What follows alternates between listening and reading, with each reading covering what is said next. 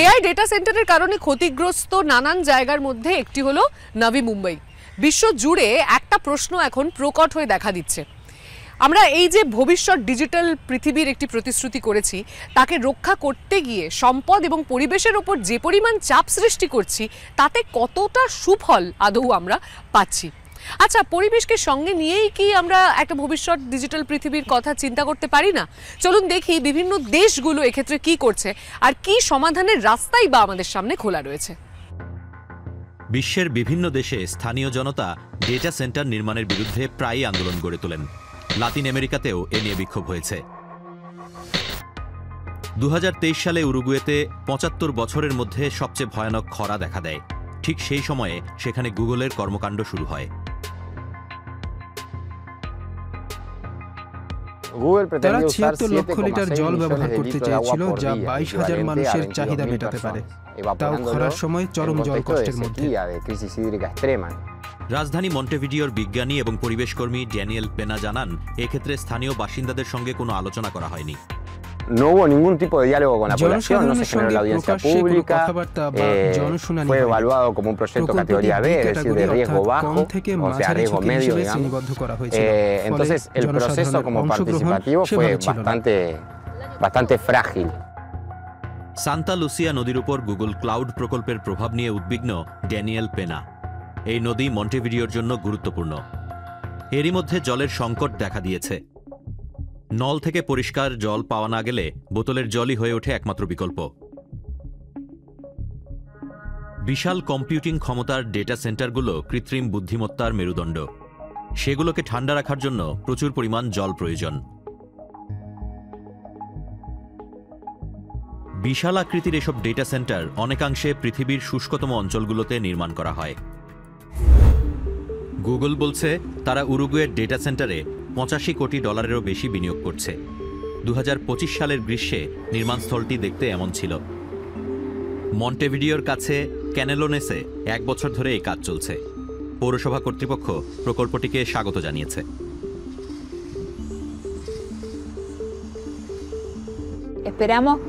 আমাদের আশা, এটা চালু হলে তারা এমন এক ব্যবসা গড়ে তুলতে পারবে যা প্রযুক্তিগত উদ্ভাবনের সঙ্গে যুক্ত অন্যান্য শিল্প এবং কার্যকলাপকে আকর্ষণ করতে পারবে। এই খাতে বিশ্বের বৃহৎ সংস্থাগুলোর মধ্যে রয়েছে অ্যামাজন ওয়েব সার্ভিসেস বা AWS, মাইক্রোসফট অ্যাজুর এবং গুগল ক্লাউড। অনেক সার্ভার হাবে কুলিং ওয়াটারকে বাষ্পে পরিণত করা হয়, যা একটি প্রচলিত পদ্ধতি। In fact, evaporation is the most efficient way বাষ্পীভবন একটি দক্ষ উপায়। That's why we, for example, যেমন we গরম sweat লাগলে আমরা ঘেমে when যাই। we get too hot. ঘাম বের করে দেওয়ার মাধ্যমে Evaporation ত্বক আমাদের of our ঠান্ডা রাখে sweat এবং off of our অতিরিক্ত গরম skin is থেকে an রক্ষা effective করে। way of keeping us cool and keeping us from overheating. বিশ্বব্যাপী ডেটা সেন্টারগুলোর জলের ব্যবহার 2030 সালের মধ্যে দ্বিগুণ হবে। সাম্প্রতিক বিক্ষোভের পর গুগল জানিয়েছে তারা জলের দায়িত্বশীল ব্যবহারে প্রতিশ্রুতিবদ্ধ। উরুগুয়েতে তারা বাতাসের মাধ্যমে ডেটা সেন্টার ঠান্ডা রাখার পরিকল্পনা করছে। শুনতে তা যতটা সহজ, বাস্তবে ততটা নয়। জল অনেক কার্যকরভাবে ঠান্ডা করে, অন্যদিকে বাতাস দিয়ে ঠান্ডা করতে প্রচুর শক্তির প্রয়োজন। It is possible or likely that বাষ্প ব্যবহারকারী সিস্টেমের তুলনায় জলবিহীন কুলিং সিস্টেমগুলোতে বেশি জ্বালানি ব্যবহার হয় compared to systems that utilize evaporation. And as a result, ফলে ডেটা সেন্টারে কম you জল end up just ব্যবহার having হলেও a higher water বিদ্যুৎ footprint উৎপাদনে শেষ পর্যন্ত upstream প্রচুর at the জল power খরচ হয়। generation source as opposed to at the data center site itself. চিলিতে গুগলের প্রস্তাবিত কম্পিউটিং পরিকাঠামোর জল ব্যবহারের পরিকল্পনা ঘিরে আন্দোলন গড়ে ওঠে। সান্তিয়াগোর পরিবেশ আদালত এই প্রকল্পের অনুমোদন আংশিকভাবে প্রত্যাহার করে। গুগলকে তাই এই পরিকল্পনা সংশোধন করতে হবে। এক্ষেত্রে তারা এয়ার কুলিং সিস্টেম বেছে নিতে পারে। প্রশ্ন হলো, জলের অভাব রয়েছে এমন গরম এবং শুষ্ক অঞ্চলকে কেন ডেটা সেন্টার তৈরির জন্য বেছে নেওয়া হচ্ছে? শুষ্ক জায়গা খোঁজার প্রধান কারণ একদিকে তা বেশি কার্যকর, অন্যদিকে যন্ত্রপাতির জং ধরা এড়ানো যায়। পরিবেশের কারণে এই ডিজিটাল পরিকাঠামোগুলো ঠান্ডা অঞ্চলে স্থাপনের আহ্বান জানিয়ে আসছেন বিশেষজ্ঞরা। যেমনটা হয়েছে সুইডেনে। স্টকহোম থেকে প্রায় 200 কিলোমিটার দূরে ফাউলুনে জলের অভাব নেই। ব্যবহৃত বিদ্যুৎও শতভাগ পুনর্নবীকরণযোগ্য।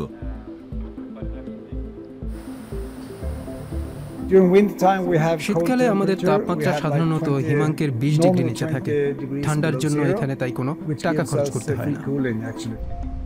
সুইডিশ কম্পিউটার সেন্টারটি তৈরি হয়েছে এখানকার সহজলভ্য উপকরণ কাঠ দিয়ে।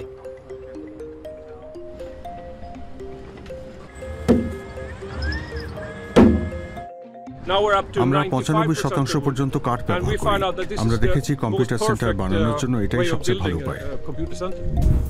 যুক্তরাষ্ট্রের টেনেসির মেমফিসে সম্প্রতি আরেকটি বিশাল ডেটা সেন্টার খোলা হয়েছে।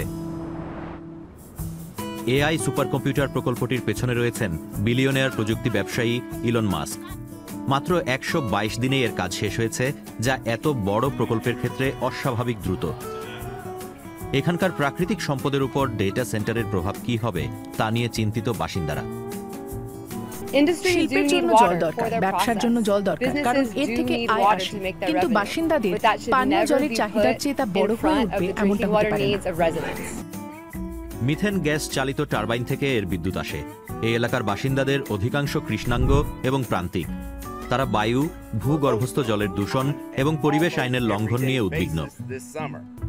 ডেটা সেন্টারগুলোর স্বচ্ছতা নিয়ে বিশ্বব্যাপী প্রশ্ন উঠছে। অ্যামাজন, মাইক্রোসফট এবং গুগলের মতো বড় প্রযুক্তি সংস্থাগুলোর বিরুদ্ধে অভিযোগ, তারা জল এবং বিদ্যুৎ ব্যবহারের মূল তথ্যগুলো প্রকাশ করে না। উরুগুয়েতে গুগলের প্রকল্পটি দেখাতে আমাদের অনুরোধ সংস্থাটি প্রত্যাখ্যান করেছে। এমনকি সাক্ষাৎকার দিতেও রাজি হয়নি। নির্ভরযোগ্য তথ্য পাওয়া তাই কঠিন। জল ব্যবহারের বিভিন্ন দিকগুলোর যথাযথ হিসাব রাখা হয় না, পরিমাপও করা হয় না। এখানে সত্যি ভীষণ অস্বচ্ছতা রয়েছে। আমার সন্দেহের কারণ, এখনো পর্যন্ত আমরা গবেষণার কাজে শুধু ওপেন সোর্স থেকে পাওয়া তথ্যই ব্যবহার করতে পেরেছি। তারা কতটা জল খরচ করে তা আমরা সত্যিই জানি না। তবে প্রযুক্তি জগতের বৃহৎ সংস্থাগুলো বলছে 2030 সালের মধ্যে ওয়াটার পজিটিভ হওয়া তাদের লক্ষ্য। অর্থাৎ যে পরিমাণ জল তারা ব্যবহার করবে তার চেয়ে বেশি সরবরাহ করবে। কিন্তু কিভাবে সেটি হবে তা তারা জানায়নি। তাহলে আমাদের করণীয় কি? কম্পিউটারের চাপ কমানোর জন্য সবাই ছোট ছোট পদক্ষেপ নিতে পারি।